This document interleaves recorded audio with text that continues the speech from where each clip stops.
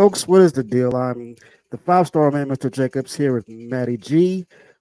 This is going to be the review of Full Gear here on All Elite Zone Canada. Well, thank you all for joining us.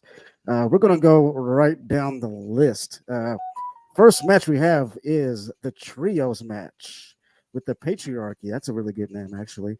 With Cage, Wayne, Christian versus Edge. Well, I can't call him Edge anymore. We can still say Edge. That's okay. That's Right. okay. Adam Copeland, Sting, and Darby. Now, man, let me get your thoughts on this match particularly because this was a banger for an opener.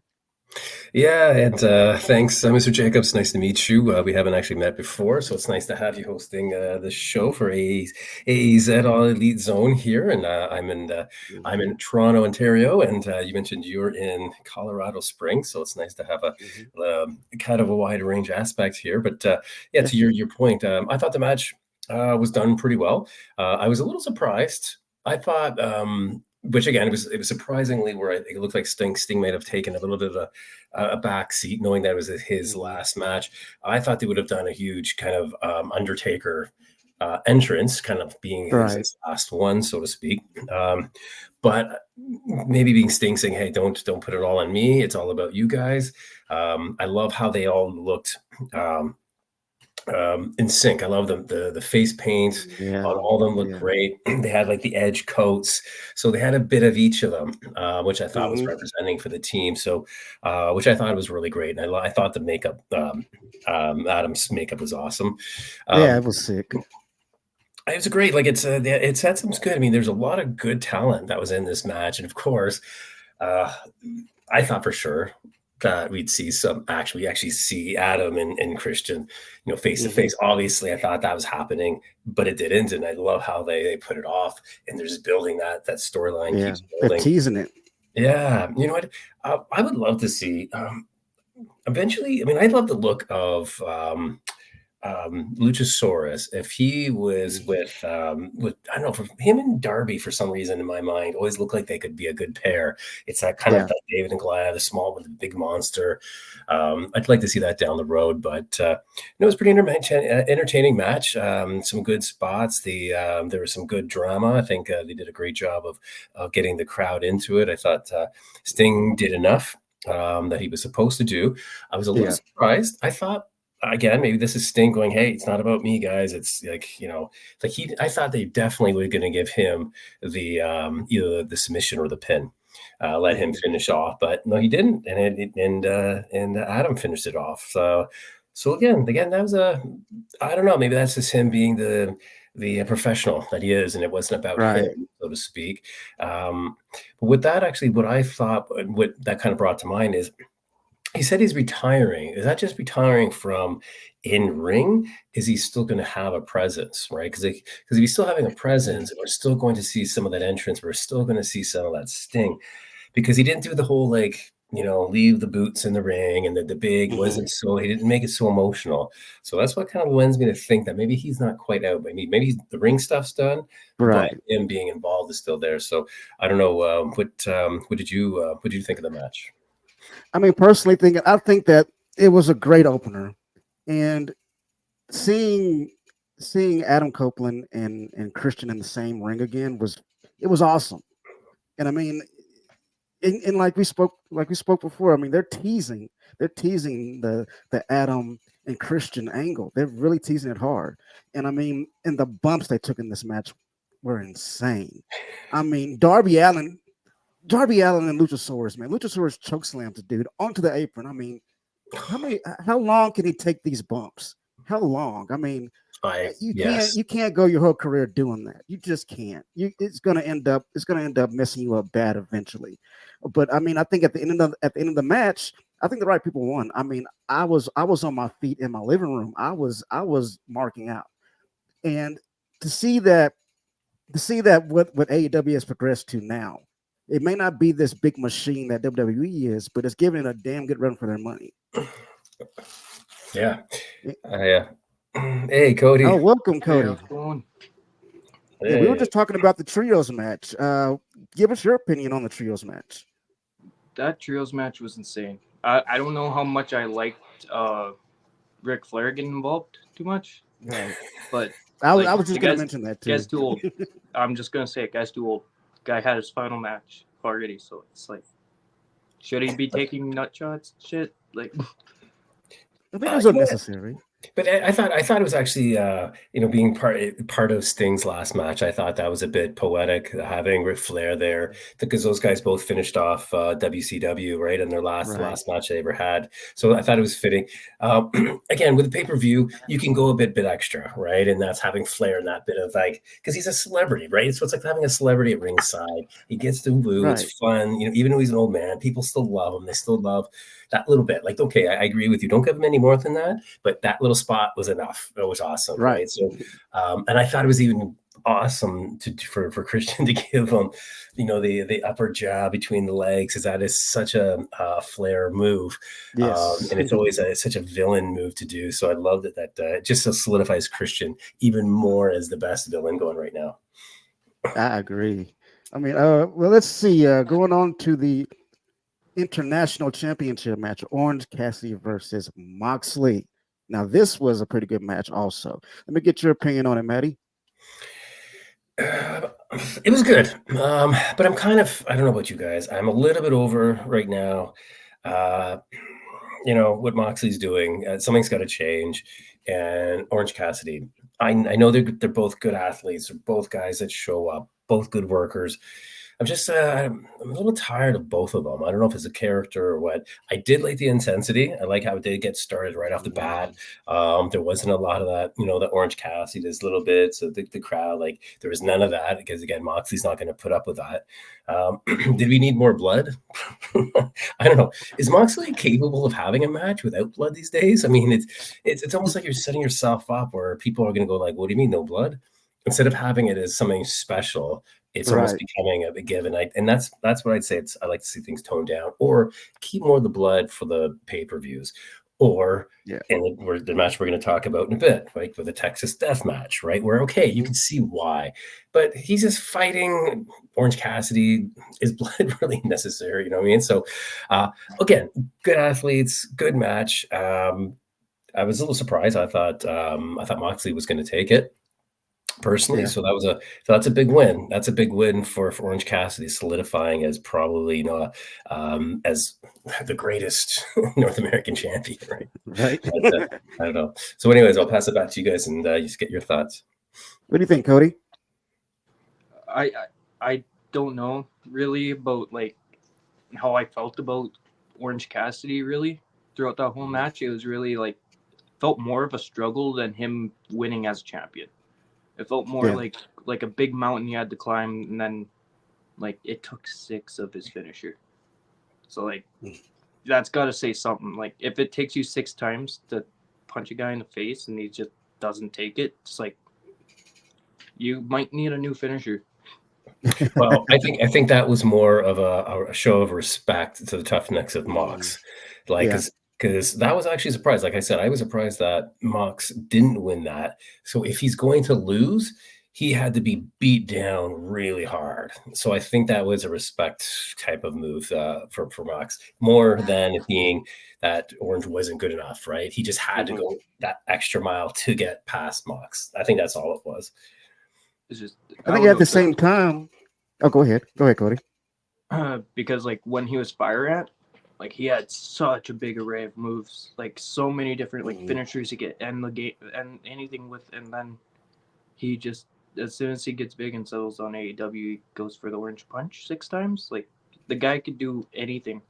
Like he could have easily done anything else that could have been easily a match stopper, but like I don't know, it feels like it really messed up the reputation of his finisher.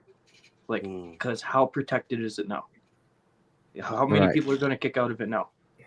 If he took 6 of them, then the next person's going to take 3. The next person's going to take 4. Next person's like, it's just going to keep. Then the Orange Punch means nothing.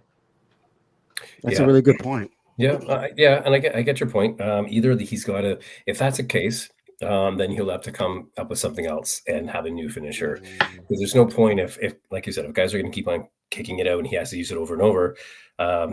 It's just kind of like how Roman's Superman punch. Like how many times you see Roman will do it to guys multiple times now because it's built up as like, oh my god, he's got him now because he's now they built it up to that somewhat half finisher where it's believable, it could happen, but they're kicking out, right? So yeah, he maybe needs something else now because again, and maybe that's part of the reinventing. Maybe if he takes some time off and maybe reinvents himself a little bit. I mean, he's a great performer, don't get me wrong, but he's just used over and over and over and over constantly that I think it's getting maybe a bit stale. Yeah. I think now with Orange retaining the title, who would you like to see take that title from him? Oh, Ospreay. Oh, good answer. Right? How about you, Cody? That's a good question. Honestly, I'd like to see a program with him and Kyle Fletcher. I'd like to see a program with him and Andrade. I'd like to see a program with him and Swerve. Like, I don't know. Like, definitely, I wouldn't get Swerve that title. I'd give him a more prestigious title after that death match. He deserves a big push. And I said this even on the last podcast we were on. Like, Swerve, you strap a rocket on that guy, he'll go to the moon. Oh yeah, I agree wholeheartedly. I totally agree. Now let's move on to the women's championship match. Toni Storm versus Shida. Now, I'm a huge fan of Shida and I love Toni, so it was really hard for me to pick the winner for this one. I mean, don't get me wrong, I think Toni Storm deserves a good push. She needs a good push. So, I mean, give me your opinion on the women's championship match. Well, I guess we'll start with Maddie G again. Yeah. Again, Shida, they're great athletes. Shida's a great athlete. I'm just not, I don't feel invested in her. She's not as a character. I'm kind of over it, and I'm glad. Okay, move the title away from her. I'm not a huge fan of, and I've said this multiple times, of Toni Storm's character, but I give her props for being in character and being this character up so much that I get it. Like, she is totally invested in it. It's working. She's got the crowd. I mean, she's got a following, and they're running with it, and she's getting bigger and better and being very dramatic. Whatever that little plate, the plate that she had, like stuck in the bottom of her gear to do that, the butt blast, whatever it's called, and I guess it's supposed to knock her out. Like, that was okay. And I do like. Anyway, I'm actually glad that they're using Luther. I always kind of felt bad. They were using, like, they'll put him in a role like that. So I like it. So if they're going to continue to have this and this dramatic character, then I'm okay with it. But again, I was just like, I was kind of neither here who's going to win. But I think since I wasn't a big fan of Shida with the title, I think it's time for a change anyway. So we'll see how this goes. All right. What do you think, Cody? I think that, okay, what even was Shida's character? Was it just like the fighting spirit type thing, like where she's like, oh, I can take on anybody because I have spirit? Yeah, pretty much. Yeah. So it's like what people usually do. Babyface champion, they usually do the fighting spirit thing. But like, you don't see this stuff that like Toni's been doing like ever. You don't see that it goes black and white every time she's on the screen. You don't see that stuff. And like the fact that Luther even got in there, and he's actually like, I prefer him a lot more as like the butler to Toni than he was in like the Chaos Project or anything like that. Like, doing way better, I think, and better screen time for him, which is all around plus. And Toni, like, could you imagine all the skills and all the different lessons she's gonna learn just from him? Right. And like, I agree. Like, the frying pan, that was probably Luther's idea. Like, you think about stuff like that, like the thing in the pants, like that was probably Luther's idea. Yeah, I agree. I agree. I like it. I think it's a good role for him. And yeah, he can use his talents. Right, he's dramatic. He can be dramatic as well, and her whole character and persona is dramatic. So I think it's good. And he could take a nasty bump. Like, as a manager, if you could take a nasty bump, that's a big plus. like Yeah, Oh, the definitely. totally. pile driver or something. Like And the one thing I really do like about this Tony Storm character that she has going right now is what you mentioned, what you just mentioned a while ago, Cody. How her camera shots are black and white, and it's like this old Hollywood kind of feel. And I mean, I think as far as presentation, it's awesome. I love the presentation of it. I think it's different from what we're seeing from other characters. Totally different, and that's what I think grabs a lot of fans is when something's different. And when you have something that's different, people are going to be like, "Hey, what's that about?" You know, and it draws, and I really liked how they paid so much attention to her entrance, the way that she moves into the ring, and how she's like a starlet in like 1940s Hollywood, you know, and I mean, I think it's brilliant the way that they're presenting it all. I really do enjoy that. I was going to say the last for there's what it reminds me of a bit because we haven't had another character had to do a Hollywood not since Goldust would Hmm. come in. I remember you see that the way his entrance came in, it was very Hollywood, and it was glittered, it was all kind of changed the aspect. So and they really played up that Hollywood angle with Hmm. him. So I don't think there hasn't been too many other like Hollywood type personas lately. I mean, that's the only one unless I'm missing other ones that they've have come out with that I believe they had let me see, didn't they do like the vaudeville guys in NXT? I forget their names, but they the had the whole oh vaudeville. vaudeville thing going. yes. And that's the other guys, but they actually did the black and white, and they were doing that Was that the 1920s circus showman wrestling Yeah, kind of thing? put them up. yeah, with the mustaches and Circus stuff. wrestling. Yeah, Yeah, yeah. yeah. Um, Other than that, Well, so didn't Ricky Starks did that in Hollywood wrestling? Hollywood Championship Wrestling. He had the Oh, he did. where it would come with the backdrop and like that's if you watch his NWA stuff, like it's all based around Hollywood. Oh, yeah, yeah. You're right. You're His right. I know whole what you're gimmick talking was about now. Hollywood. Up until today, like it's still somewhat like, but not to the point of Tony. Like Right. I mean, she has this kind of Marilyn Monroe thing going. I mhm. like it. I think it's cool. Yeah, like a Betty Davis, yeah, that era, yeah. Yeah. could say All she right. has buns Well, of steel. Buns of Steel. Exactly. That's a good one. I got to use that one.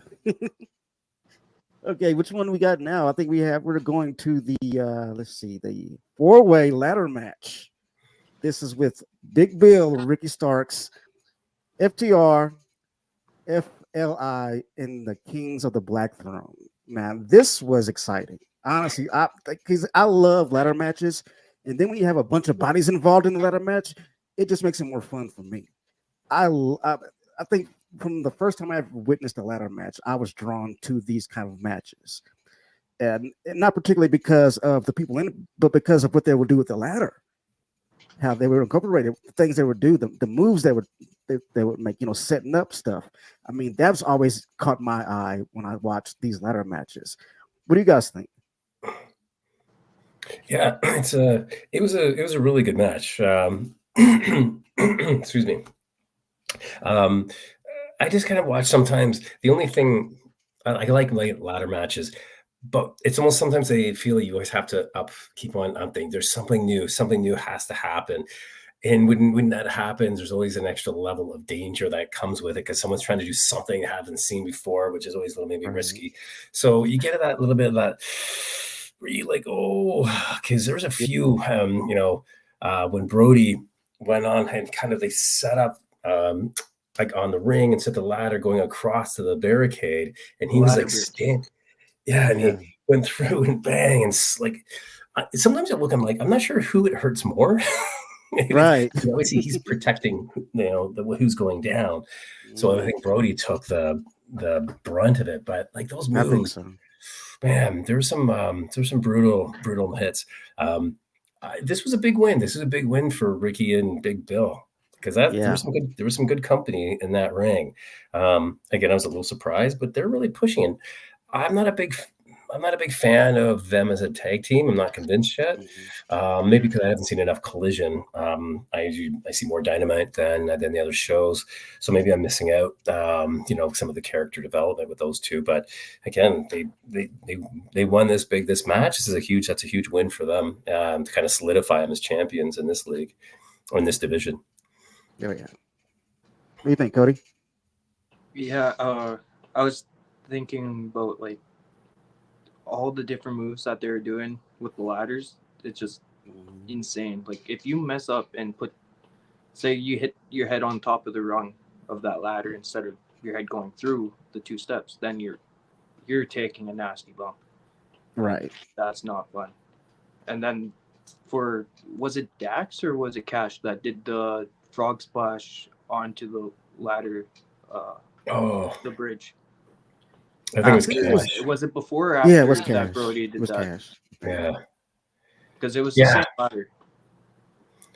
That I was like, yeah, you're hurting yourself big time when you're doing that kind of. Especially with the splash. Like you do a splash to a guy just normally in the ring, you're taking the breath out of you easily. Out of both of you probably, but most likely yourself.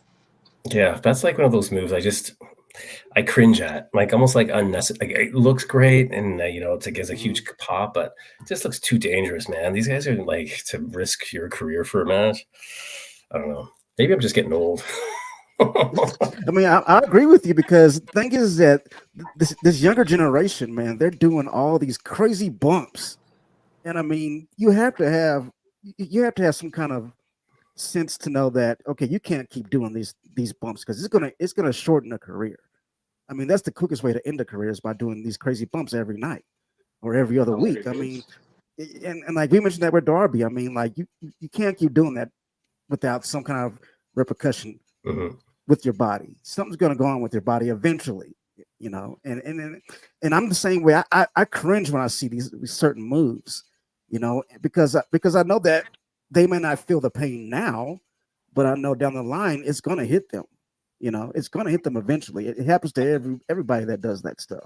I mean, I don't see how Jeff Hardy's still walking around these days. I don't see how that's happening, but I think you have to, like you said earlier, Matt, you have to limit yourself with certain things, like as far as blood and these big moves. You can save those for pay-per-views, and like you have people like let's see who else does these crazy moves. The Lucha Bros. You have Sammy Guevara. I mean, he's out right now because of a concussion. And you have to.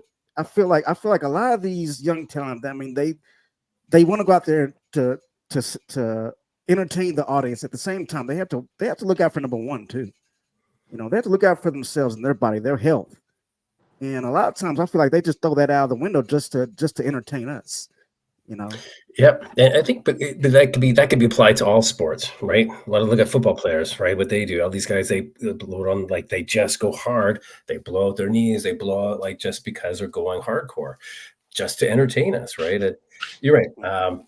The things you worry about is you don't want to start normalizing these kind of matches because again, then you're like, okay, where do we go from here? Like you can't normalize thumbtacks.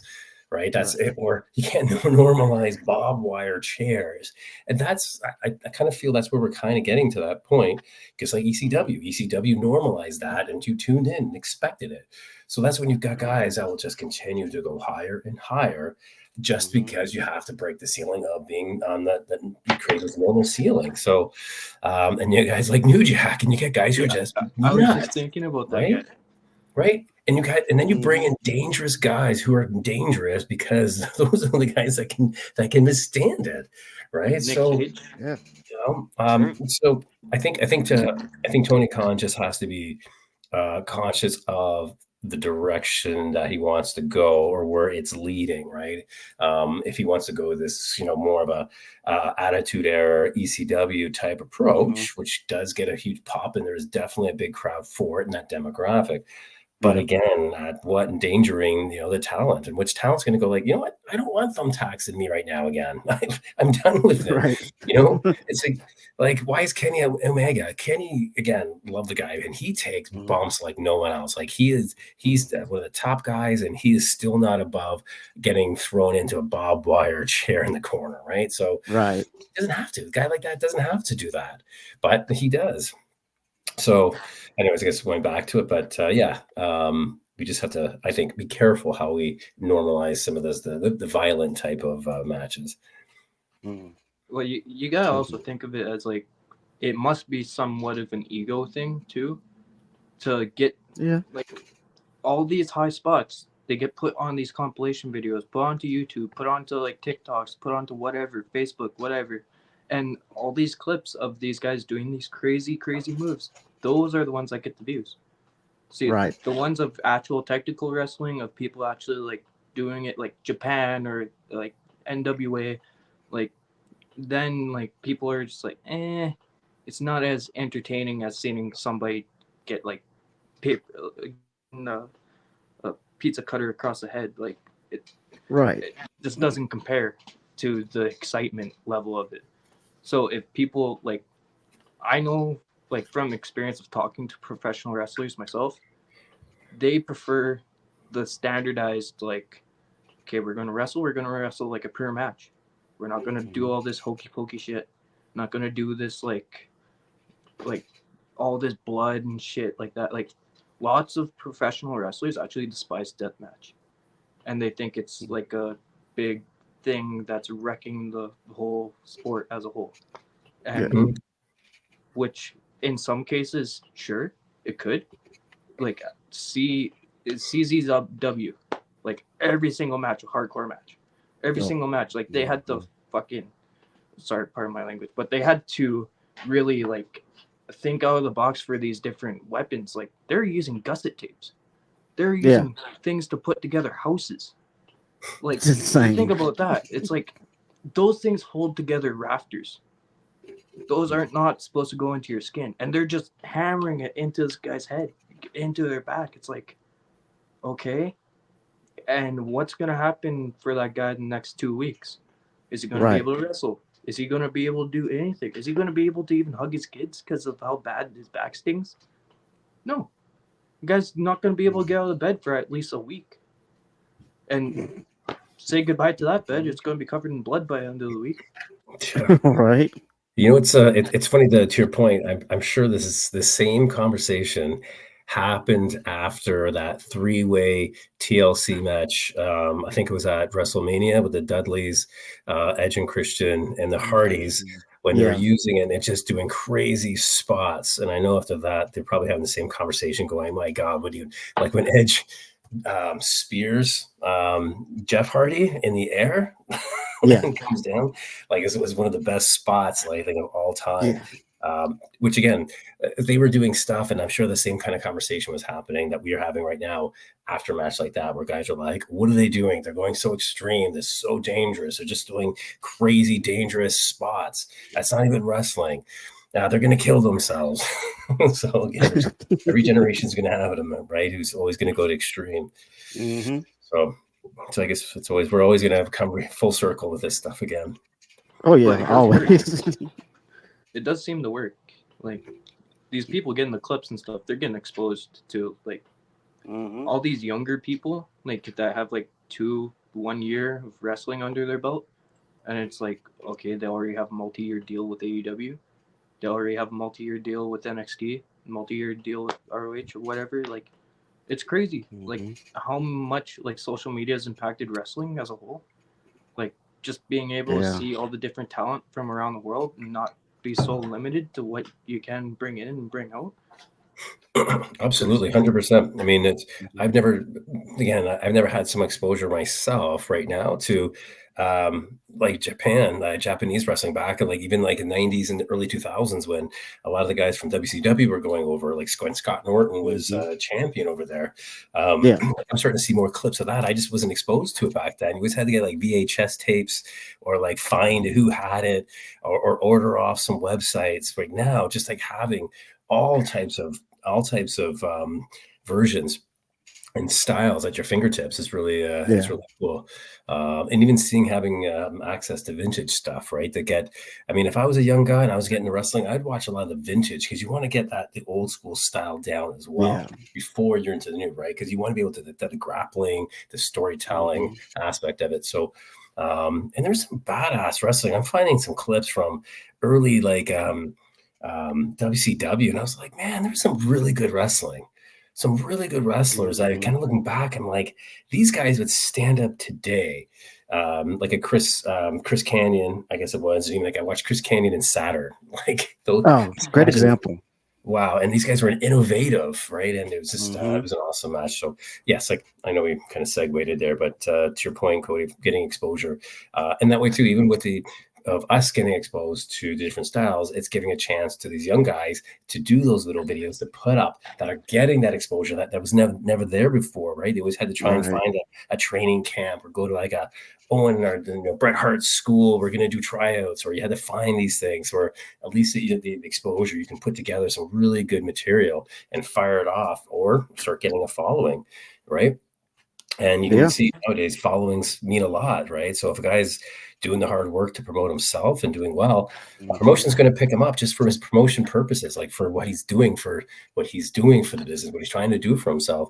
You know, if you've got that behind him, that's a huge thing. That you've actually had some kind of character behind you already. You can always work on character, and if you've got some good moves, but I think if you've got that charisma to begin with, the other things can be taught. Oh yeah, I agree. I totally agree with that. All right, let's see. We got TBS title match. Chris Statlander, Julia Hart, and Sky Blue. This match was this is one of the highlights of my night because of the fact that it was a total unexpected win. Totally unexpected by Julia Hart. I mean, I think that the match itself was solid. I think it was a very solid match.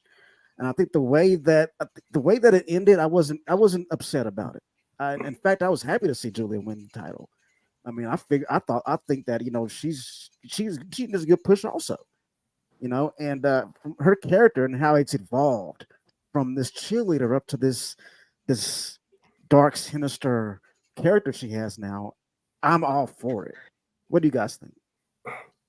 Yeah, I thought it was good that they did put the belt on her.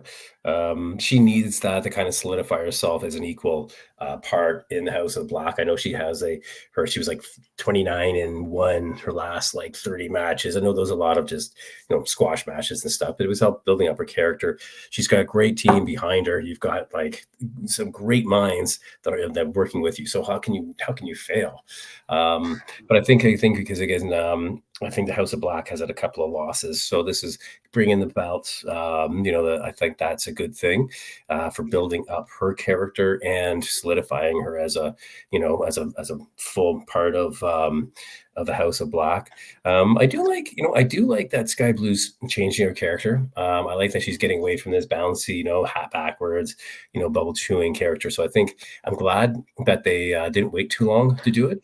And there's some interesting parallels, right? We're like, oh, is she gonna? Because she's got the makeup, she had the mist, she's kind of going that dark persona. Do we see her changing or working? Being part of the House of Black, and they kind of teased it. They looked at each other and just kind of eyed each other down. So I'm curious to see if there's more to this or not. I don't know what you guys think. You say, Cody? I honestly think that Julia Hart should have won it before this. She should have took it off of Jade, honestly, with the undefeated streak she was on at the time and the amount of push she was getting at the time, and the fact that Jade was out already like 1 foot out the door anyways. So Right. it's like, why not put it on her? But then again, I think it was a good idea to put on Chris for a while there, just to see as a more strong, dominant champion from the start, especially after Jade's run. But I feel like Julia could fit that role a little bit better than Chris at the end of the day with the long term, with with the storyline wise. There is so many different possibilities now with Julia as champion like the mist is going to be a factor, big time. Right. So like, and the fact that she even said in the post media scrum that like she's still looking for people to join her. She's still like, that's why she misted Sky Blue. That's why she misted Willow. Willow didn't accept it, and Sky Blue is still like on the fence. She said in the media scrum. So she's still out there looking to possibly get more recruits for the House of Black, which could be in that female division, which would be a big thing. Yeah. Because like Uh, the possibilities are endless now. You know, I have to disagree with you a little bit on the. I thought this was a good time to put the belt on her. I personally wouldn't have believed if she beat Jade. Jade is a powerhouse. And I think it was better that Chris beat her because that was more power versus power. Because if you watch, Jade was destroying everybody and anyone, especially her size. So unless it was it wasn't a fair, like there was outside interference on Jade, maybe it's like she hit or whatever. It wouldn't have been a clear finish if that would have been the case. So I do like this. I think this was a better way to set her up. Because again, I just don't think people would have a hard time seeing her as champion beating Jade and just would have seen it as a political move within AEW. Oh, Jade's leaving, put it on her, give her that squash win. It doesn't make sense. So I do like the way they've made her champion here. Yeah, definitely. I think right now, with going back to Sky Blue, and her transformation is very subtle, very, very subtle. It started off with the eyes and the hair and everything. And I think that eventually I want to see a women's tag team division come down. And if Sky Blue is going to make that full transition, it would be awesome to see her and Hart team up and be a tag team. It'd be great. Mm-hmm. I agree. I've been waiting for this. I've been talking about, if you go back in past shows, I've been talking about that it's time for the tag belts, the women's tag division. They need it. There is some good tag teams. It's not like they're scrambling. There's some ones together. Start getting them back. You get little glimpses of tag teams, but there's no reason to, unless you need the tag titles. And I don't know why it's taking so long, to bring them up. So I got to see. I mean, I don't know if you guys have heard anything, if there's any more talk about it, or it's something that's going to happen, in 2024. Maybe they'll do a tournament and the winners that'll, at Wembley, at the next, big show next summer, right? Like they'll do a tournament for it and maybe that'll end up in a pay-per-view. So, but I think we're definitely ready need it to keep the interest alive because you can do a lot. I always said, you might have a couple of girls that are struggling. You put them together and create a persona, an image, and a look. You can reinvent and totally repackage two people into a team. And it happens all the time. I mean, I love that, especially when you've got two personalities that can kind of play, like maybe one's missing part of the personality, the other one's missing, and then you put them together and they complete a package. So I'm with you on, I think we definitely need it for 2024 ladies tag titles. Absolutely. I think it's inevitable. Agreed. All right, let's go to the Texas Death Match. Swerve versus Hangman Page. Now, this got bloody real fast. Wow. And actually speaking, I think this is probably one of the most underrated stories in AEW today. I think that the way that this whole story played out, I mean, with Swerve going to his house and everything, all this, I mean, and then with Swerve getting the win, I mean, I love how they keep the story going in a very interesting way. They don't. I think there's a book into the story. When it is, I'm not sure, but I'm enjoying the story being told. Yeah, it was. Yeah, this match was nuts. These guys went out and put all on the line. They made this a statement. If they wanted to make a statement, they made it. I've seen headlines, people saying like this was like the most gruesome, bloody AEW match so far that has ever been, presented, which I would have to agree. It was insane. I mean, the spot of the drinking of the blood, I was like, wow. That was disgusting, man. I could not look at that. I couldn't do it. Just show the level of what they're willing to do to tell this story. man, if anyone has any, thoughts about, oh, what's up with Hangman? Is he movie? He's not the same guy. Okay, you cannot complain about this guy.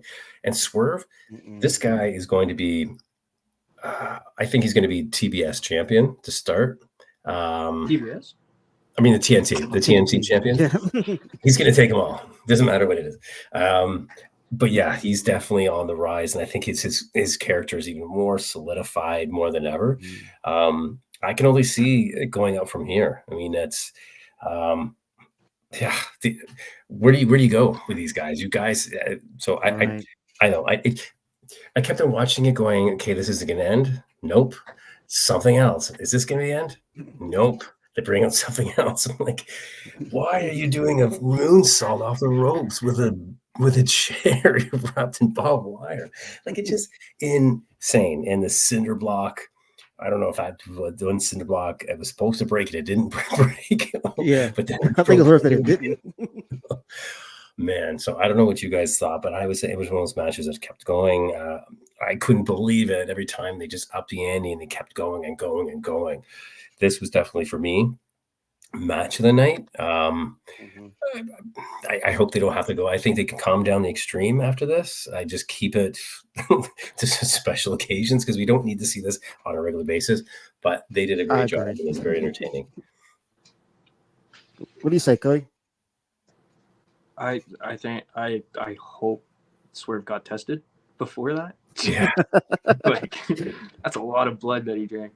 But yeah, honestly think one of the craziest spots I seen was the 450 with the glass on his back. Like, that was nuts, man. One of those pieces of glass facing the wrong way that's gonna end right on the chest. Ugh. That's really risky. Like, there's so much things those guys can do with each other, and so many things that they could do story-wise. Like, it's not a shocker that those two had one hell of a match. Like, even MJF in the post-media scrum was saying that, hey, this was probably the best. No, this is the best death match ever in wrestling. That's what he said. And I would not really have a good argument against it. Like, the only thing I could compare to it recently a little bit is PCO versus Steve Macklin in Impact, when they were stapling PCO's mouth and doing the cinder blocks and all that. Like, that's probably where they got the cinder block idea from. Probably. But I thought it was insane once Swerve started stapling his chest. Yeah. Just laughing like, oh my god. I think the one that got me was whenever he got stapled in the cheek. That got me. I was like, hell no, man. Yeah. Like, what do you say the conversation beforehand? Okay, are you good with staples in your chest? It's like, yeah, like in your face, like you have to be prepared for that and talk about it, right? And man, I don't know how they did. The adrenaline must have been insane, but I can't imagine the pain they felt afterwards. Like 2 hours after sitting in the back there and getting those like pulled out. I mean, they get I think Jericho said once that it's not the point of them, it's not the pain. The painful thing is not them going in, but them being pulled out. That's the painful part, is that they have to do each one of them just one by one, picking them out. Too high on adrenaline. Yeah. It's insane. I mean, but I give it to them, man. They have balls, because the average human being will not do any crazy stuff like that. No. And for them to do that just to get a pop from us, I admire that. I think it's cool. Yeah. Crazy, but cool. It doesn't seem like the story's going to end with them yet, though. No, I think they're going. It doesn't seem like this is the last match, like, especially with how Swerve acted in the post-interview. Like, this is not over. And I would see a cage match. Each other again, like, they have to top this match if they see each other again. Like, how are they going to top this match? Exactly. How are they going to do that? Yeah. But they teased another match already, so they're going to have to. Like, it's like, what the hell? I'm not sure how they're going to top it, but I do know that there has to be a booking to this, but I'm not sure what the bookend is. But I'm enjoying the story being told. I think that, like I said, it's probably one of the most underrated stories being told in the company today. That I think needs more attention, more light on it. Really, I think. Yeah. Well, I think that this put a huge spotlight on this now. Definitely, So definitely. yeah, that's I think it surprised everybody. Oh yeah. I'm just gonna say it. I think I predicted Swerve's win on the last podcast when I said that about Swerve. Mm. And you know But what? you called that one. I'm just happy that Moxley wasn't in this death match. Every Right. single one he's in. I'm glad he wasn't in this match on himself too. Yeah. Let's No see. Let's blood go though. to the Golden Jets versus the Young Bucks. Jericho and Omega teaming up together, which was very surprising. But it turned out to be a pretty fun match. What do you guys Yeah. think? Yeah, it was good. I think we're seeing some team ups that we always kind of thought we would see when AEW started, and it kind of feels like maybe they feel the same way. No, it was good. You could see the tension, you could see Omega was trying to be like, "Hey, get him out of the corner," and we're having a gentleman's match here. And then you see the turnaround, and boom, and then you get a cheap shot from the Bucks. So, um, Mm. I thought it was entertaining. I thought it was good. Those guys always all take a bunch of spots. They're all good. I think they're all good storytellers as well. Mhm. So, I was pretty. It's one of those things that even if you're like, I'm not excited for the match, you end up watching it and you think you know it's going to be a good match. You always, even if Yeah. you're not a Bucks fan or you're kind of like humming and hawing on the Golden Jets, or I think Jericho's getting a bit old. But again, no, I thought it was good. And I like to kind of ended it off. The guys Bucks are pissed. You know what I mean? They didn't want to shake hands. They didn't want to have any gentleman's thing. So that kind of looked like there's still maybe more to this as well because it kind of went as like bit of like poor sports.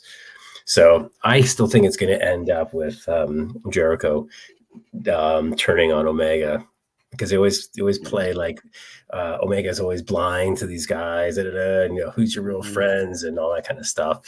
And that way, I'll just get Jericho back to his last like little heel turn before he retires. What say you, Cody?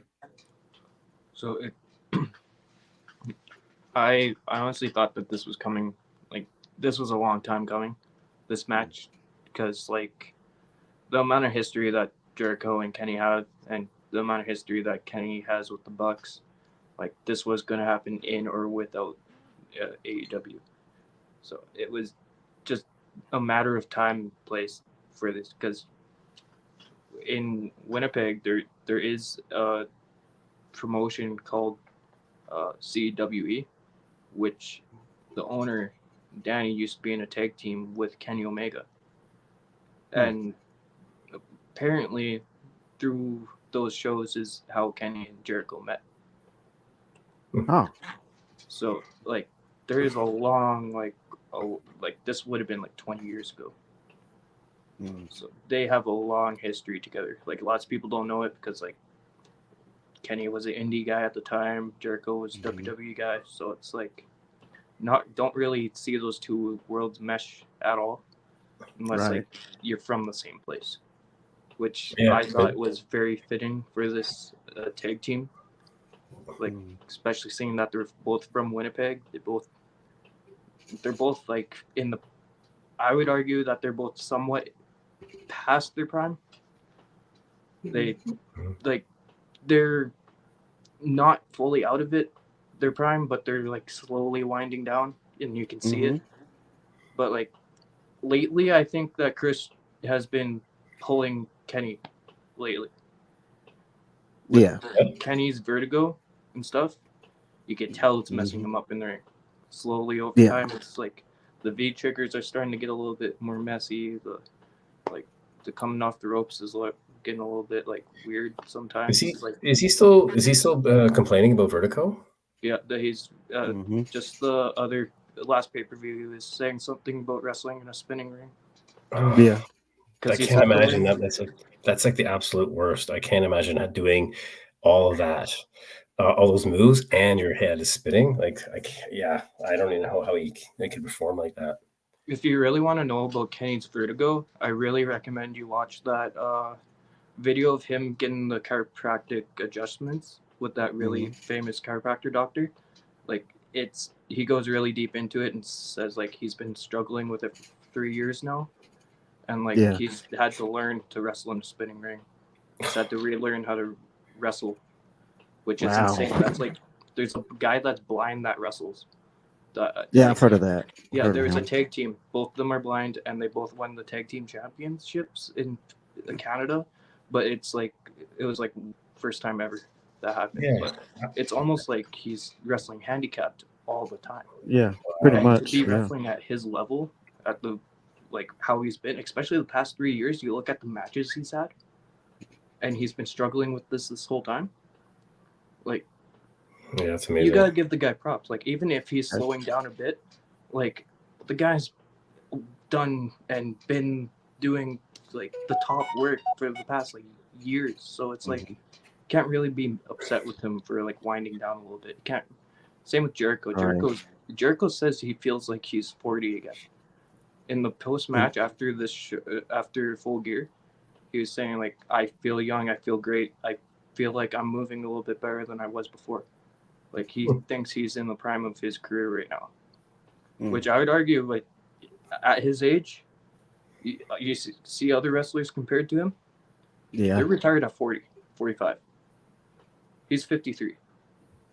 So True. like for him to be keeping and then have a match with Will Ospreay at Wembley, like to be able to keep up with Will for a whole match at his age, like lots of people like to like downplay like how good they are, like downplay like all the stuff that's happened before, but it's like there's a reason why these guys been put in their situations, put in their places. Yeah. Well, look at the ages that were involved in this pay-per-view. Going from, even if you're talking about someone who actually was taking bumps and in the mix, like how old is Ric Flair? 75, 80? No, 75, 70, late Sting's 70? around there too. He's late 70s. I know that. Right. So then you've got Sting, who's like 60, he's over 60. Jericho's in there. You've got Kenny Omega. These guys are all over 40, the 50s. There's and then Christian, and then Adam Copeland. Those guys are in 50s. Like how many guys that were actually over 50 years old that were in the main matches? That's crazy. That just shows of the athleticism and the nutrition and the health that these guys have had to keep themselves in to keep that. Yeah. Right. Like you don't see that anymore. Right. Which is amazing. It's a testament. I mean, look at Christian. Christian is amazing. He's totally, I think, is running his best character. He looks great. I mean, physically, he's believable, and his character is believable. And he's what, 50 years old, right? So I think it's amazing that we're still seeing these guys perform at this level at that age. So really just shows what they're doing to taking care of themselves outside of the ring. Yeah, shows the dedication that they have, the passion that they have for the sport of wrestling. I mean, I admire that. I really do. It shows how disciplined they are. And like I just said, the dedication and just doing all that just to make us happy, just to entertain us. I admire that. I really do. And with this older generation, kind of giving a push to the younger generation, guiding them, helping them out. You know what I'm saying? As opposed to in the old days where a lot of the old heads would keep the younger generation down to keep their spot. Now you see these older guys passing the torch, and that is beautiful. That's beautiful to see. I mean, because the older generation now realizes that the younger generation, they're going to be the older generation eventually. So they have to have some kind of foundation or platform for them to say, hey, okay, this is still going on. This is still hot. Wrestling is still hot right now. We need to have this younger generation realize that there's going to be another generation before them or after them that's going to be coming up, and they're going to be the ones passing that torch. And I just admire how it's more sharing these days between the older wrestlers and the younger ones, as opposed to the old days where, like I said, they would just do what they could to keep their spot.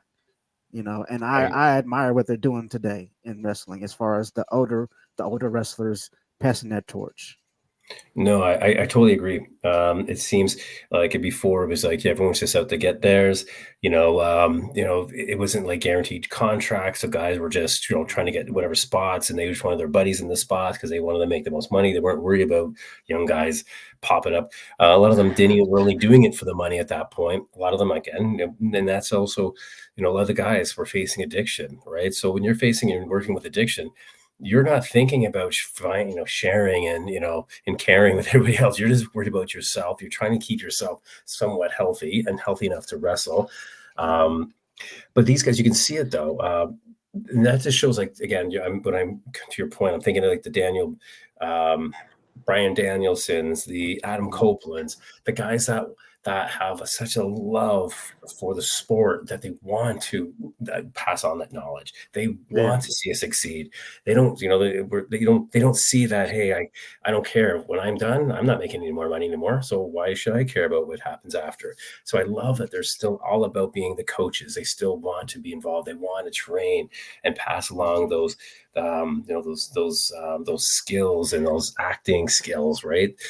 Which is only can come from people with that kind of experience. So it is really nice to see that. No, it's great. So yeah, I definitely see there's definitely, to your point, way more sharing, way more coachability, like showing that this league it's moving up from like the little leagues, the big leagues, right? It's a ton more coaching, I think, is involved than there was before. I honestly think that Christian Cage, like, this might be like a controversial opinion, but I think he's doing the best job out of all the veterans for boosting the younger talent. Because who's had more programs with the up and coming wrestlers? Who's had more big matches with the up and coming wrestlers? Darby, Nick Wayne, Luchasaurus, Brian Pillman before he moved out, like all these guys that he's been putting at this like top level because he's having these feuds with them and he's actually building them up also. But lots of people see it as like, oh, he's the heel, he's just bullying them, he's just doing that. But like you realize like all these younger guys are getting way more screen time now because of it. How many young guys were in that match with Luchasaurus and them? Yeah, 4 out of the 6. And like those are all guys that they took under their wing. Christian took all those guys under his wing at one point. 3 of them, yeah, 3. Yeah. Sorry. And you can add Jungle Boy in there too. Like Jungle Boy also got elevated because of it. Like Jungle Boy's whole mood shift was because of Christian, and arguably it did him a lot better than the Jungle Boy character. Like if he didn't get like put on suspended, like where would he be right now? I would still like, just a side note, I would love to see if they bring Jungle Boy, if he comes back. I personally would love to see him join back with Christian because of his character's change and he's more heel as well. I think I think he needs it again. I wasn't buying him on his own, but I think if you put him back into that, reassemble them with that attitude, I think it'd be I think fans would be a more well received than him trying to be his own heel character. See, I have a cool theory about it. Like if he comes back and then teams up with Adam and Darby, like once Sting leaves, like Sting's last match, if Darby comes back that match and then joins up with Adam Copeland and Darby, then the next like event they have a match with Luchasaurus and all Christian in them, but then Jungle Boy turns on Adam Copeland and them to join forces with Christian in the end. That would be the biggest like turn. Well, it's hard because but the thing is they've already done a turn with them, so they kind of spoiled that. If they'd kind of kept them the whole baby face up to this point and the turn, it'd be great. But the fact that they already turned it, they already kind of showing his asshole persona, and then to go back and then flip back again, it might be a bit too much. But if they had kept him up to this point, I think that would have been a good time to change him. What do you think of, we've been talking about, every week we talk about who do we think the devil is behind the mask. And, it's, I was kind of surprised we didn't really see it at this as much as I thought we'd see it more in appearance. But you know what? I haven't heard anyone actually bring up Jungle Boy as a possibility, right? Because he did a feud. He had a feud with MJF. as well. I mean, so it's not out of the possibility. I mean, he's been gone. No one's even thinking that's him. I still think it's Roderick Strong personally. I think because that kind of makes sense to me, but I don't know what you guys think. But it wouldn't, since we're just talking about Jungle Boy, it kind of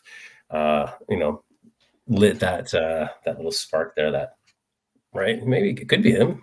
Who knows? I can't deny though, if it was him, that would be pretty awesome though. Honestly speaking, because you talk about a swerve, that's a hell of a swerve, you know.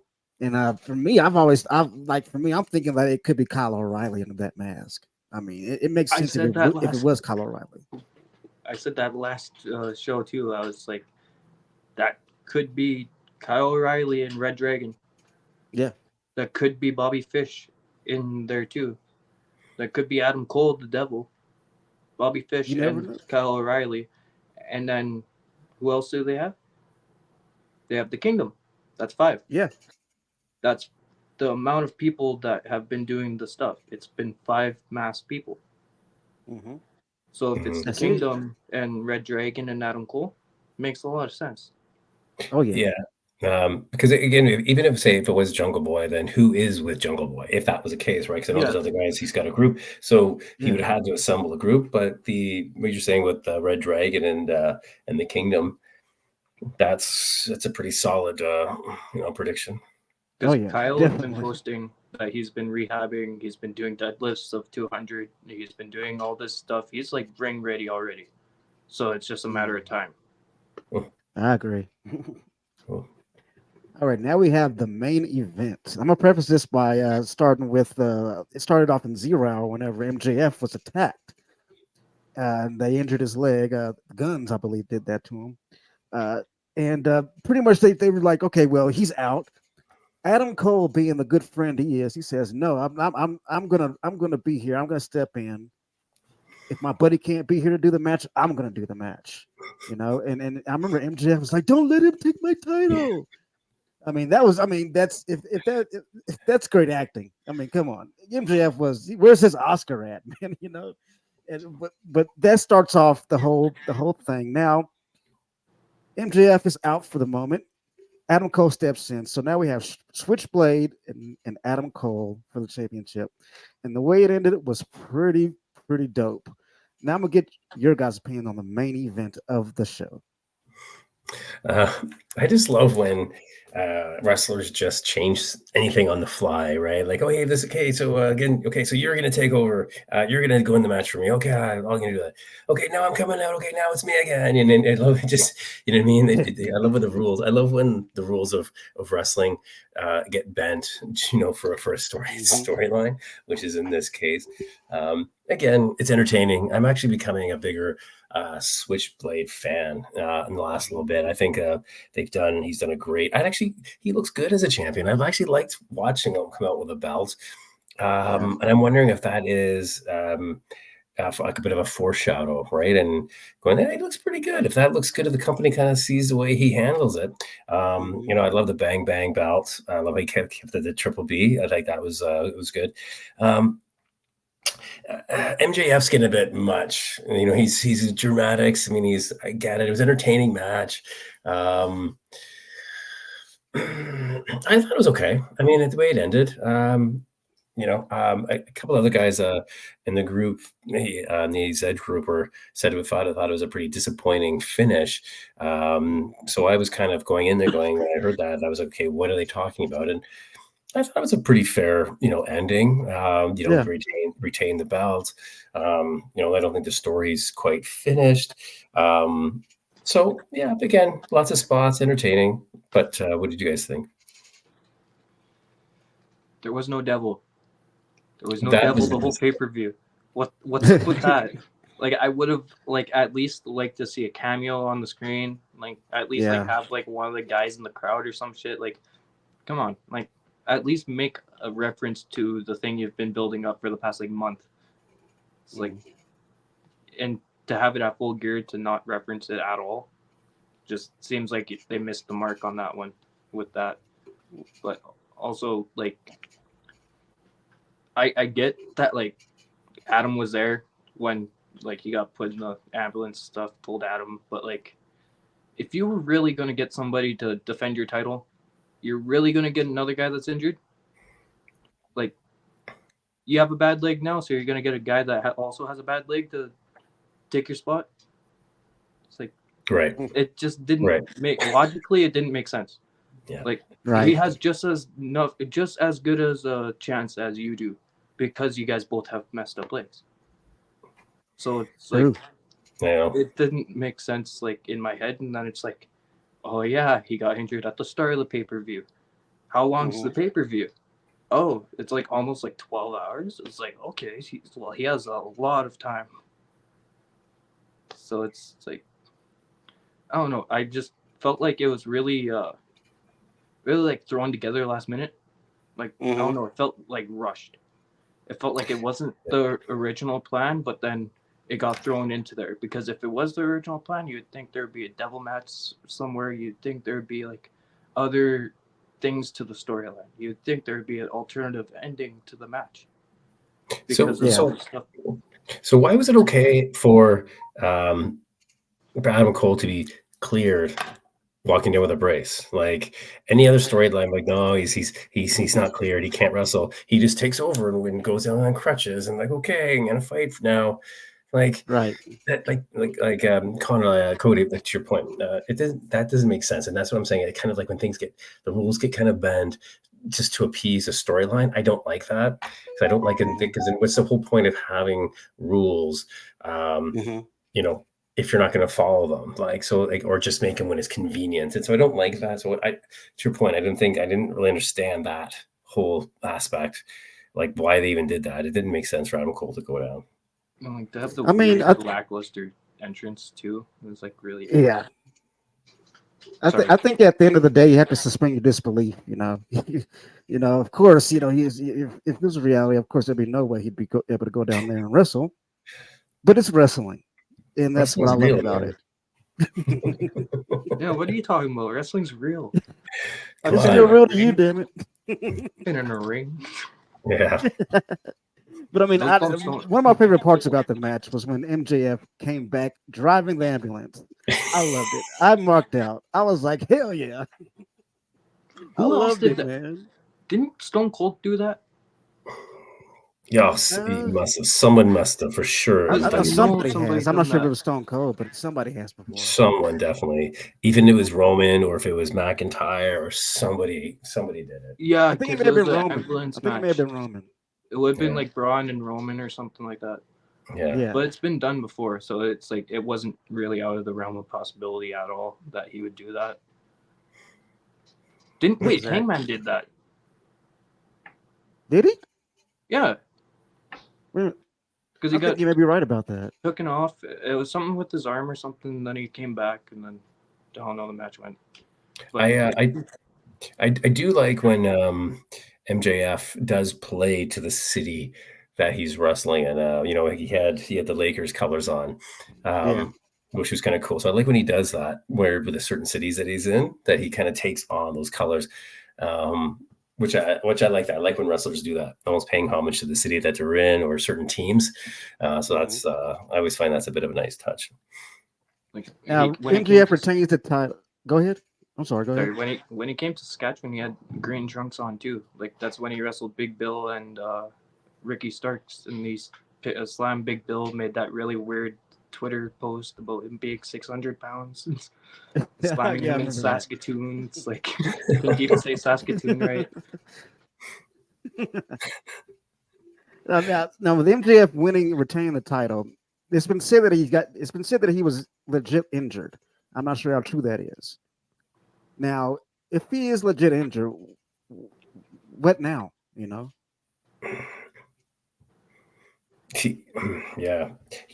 know. Is he really? Because I really don't know if he's really injured, but it's been said that he had an injury. I'm not sure if it's storyline or if it's legit. I think it's real. They're saying that he's injured. So what do you think of a? Because it looks like it's leading to continuing the next MJF and Samoa Joe. Like, can we see that they actually put the title on Samoa Joe?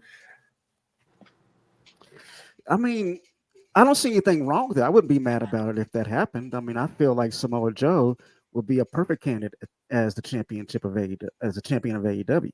I think that he can hold that, and he can defend that all over the place. And he will make that look legit. He'll make the AEW title look legit. The importance, that of the title, and the person wearing it has to be that workhorse, has to be a guy that will get up and go, and that's Samoa Joe all the way. I agree, and I love the fact that he relinquished the TV the ROH television championship. I love that he didn't lose it. He's like, I'm done with this belt. I want the bigger one. I want the other one. Like, and he's a guy that you're like, who's gonna beat him? Because he's a tough son of a bitch, right? And he'll go toe to toe. So, I mean, I think you could do if you just say if Samoa Joe does become the champion, I think you can then even do a program with Adam Copeland and him, right? I don't think they've ever fought and have that type of. I mean, there's a lot of possibilities with Samoa Joe as well. So I wouldn't be mad at it. And I think a lot of the hardcores would definitely appreciate and understand if Samoa Joe would actually win the championship. To your point, like exactly for the reasons that you said there. Fun fact: Samoa Joe has never had a match with Kenny, Hangman, or John Moxley. I just thought about that. You're right. None of them. You think about it? Has he had a match with any of them? Have you ever seen Samoa Joe take a Not a V-trigger or singles buckshot? match. Yeah. I think there's some possibilities. Have you seen them in the doubles match even? Like, it's rare as hell if they did. So, like, that's a big possibility too, because those are the guys that are going to gun for the title. Right. Like, right. Who do you think is going to be the next in line? Like, Swerve and Samoa Joe match. Mm-hmm. That would be crazy. Even Samoa Joe and Brian Danielson. Oh, like, yes. Take my money now, man. There's so many good matches. If Samoa Joe is a champion, to dethrone him, there'd be some good matches. Definitely. I would love to see him as a champion because of the fact that I know that he's going to take that title and run with it. I know it. Yeah. Yeah, 100%. To build on like the thing about MJF's injury, I think it might actually not be so much of a work. Like I think he might be milking it a little bit, but I think it's a legit injury, but it's not as serious as people may have seen it is. Yeah. Because the way he landed when he did that elbow drop is what did it. I think so too. The way you look at his leg when he hit, he messed up his hip easily. Yeah. You could see like his leg jack up, and that was a rough landing. Yeah, like that wasn't planned. Like the table wasn't supposed to break. So like, in order for him to just like say like, okay, screw it, I'm just gonna go with it anyways and still do the spot. Like to call it on a dime, that takes like a lot of like skill and leadership. So I personally think MJF is doing a great job as champ. I think the whole road to him becoming champ and the whole road of him being at the mountain and having everybody gunning for him, there hasn't been a champion like that in so many years that it's been like, okay, this guy is the guy that's gonna like, he's basically the placeholder right now. Who's gonna go to the top of that mountain and take him off? And the thing is, everybody wants to. Everybody's going to try to. The thing is, you have too many guys that are at that level. So it's really hard to put certain guys at that level and then have guys on the roster like Kenny and Hangman, and they're doing like other stuff. It's like, okay, if we're going to have like a top competitor for the title, make them at least beat 2 or 3 of the past world champs in order to get the title match. Yeah, that sounds fair. That sounds like fair. Beat a former champion at least once or twice, and you get a title shot. That I think that's fair, because if you beat somebody that's held the title previously, or like held the title twice, like that puts a big dash in your resume. Like that match with Swerve and Hangman. Hangman was past championship winner. You beat him. So it's like really, Hangman's up there now with the contendership for the world title. He's beaten world champion. True. I mean, And Yeah. Swerve Hangman has is no slouch. I mean, Swerve has what it takes. Hangman also, and I mean, like you said, I mean, with this talent today, I mean, how can you not be entertained by what you're seeing? I mean, there's people out there that complain all day about AEW. How can you complain after shows like that? You know, Yeah, you know crazy. what? As you guys were talking, I think a good program we could see soon. I could see Swerve going after MJF. Oh, That would actually be a really good program.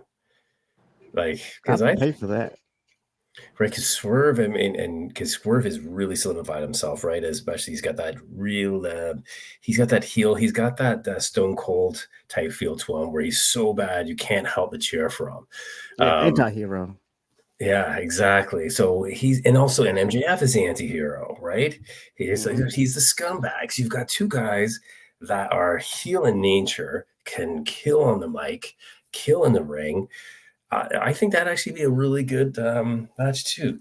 There's so many possibilities right now in AEW. It's awesome. It really is. Yeah, There's So, what do another you guys guy. give the whole pay-per-view as a whole, as far as rating, from 1 to 10? I would say an 8. Yeah, same here. I was Yeah, that's thinking pretty it. solid.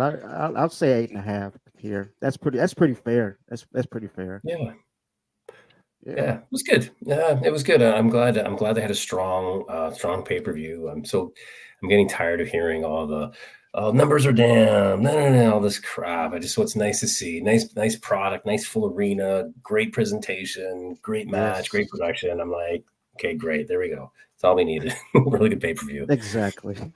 Yeah. Well, folks, that was the All Elite Wrestling Full Gear 2023 review. I'd like to thank y'all all for joining us tonight. Please subscribe if you haven't. But you got anything else to say to sign us off, guys? I'm good. Have a good week, and yeah, keep strong. We'll be at it next week. We'll keep watching. We got lots more wrestling to watch this week, and lots more to Oh talk yeah, about next week. definitely. I'm going to be heading to a pro wrestling show out here. Actually, tomorrow they have a show in my hometown, so I'm going to be checking that out. Ultimo Dragon is one of those appearances, so that's Oh, going to be pretty sweet. good. Last time it was James Storm, so like they get big names when they come here. That's CWE, really good promotion for like my area of Canada. Like, Awesome. yeah. Cool. Well, enjoy. Have fun, man. Yeah, yeah. Have a blast, man. That sounds dope. I love the Ultimate Dragon. He is awesome. Been watching his old stuff a lot. Yeah. Well, folks, please check out our Twitter. We're on Facebook, Spotify. Subscribe if you haven't. Please hit that like button and join us again. We're going to be having more of AEZ Canada coming up. We have Dynamite Reactions. We have Talking Elite. We have Rampage and Collision. So we're doing fresh weekly content for everyone. Please join us next time in the All Elite Zone. Thank you guys for coming on tonight. And please, everybody, stay safe. Peace. Take care, guys. Have a good night. Have a good one.